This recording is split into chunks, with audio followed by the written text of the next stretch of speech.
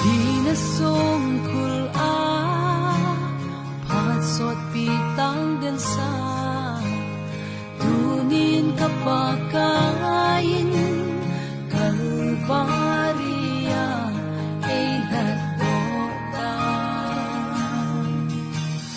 Kasalin kay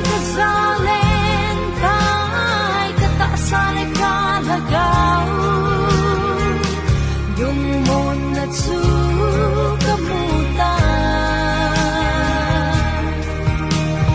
Kasalin kay kataasan ay kalagaw, yung mon at sukanaytan.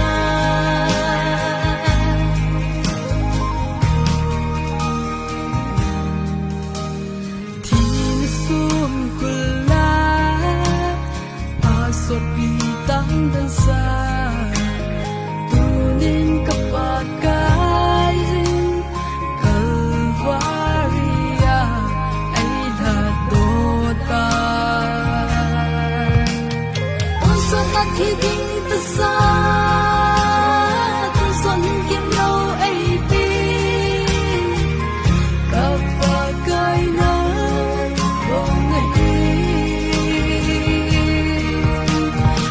Sonat hiding tasa, tusonin kimlaw ay pin, kapagay ng bunahin.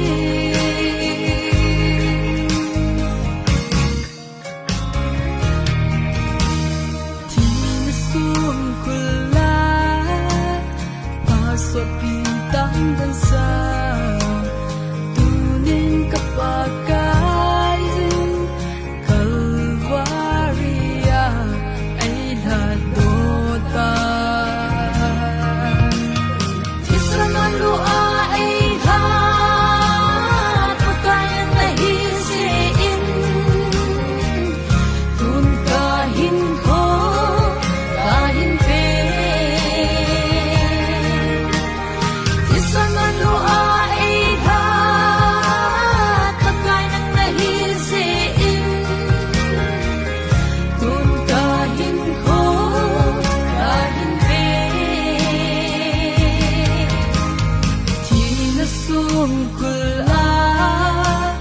pasot pitang dansa, tunin kapakain Kalvaria ay hadotan.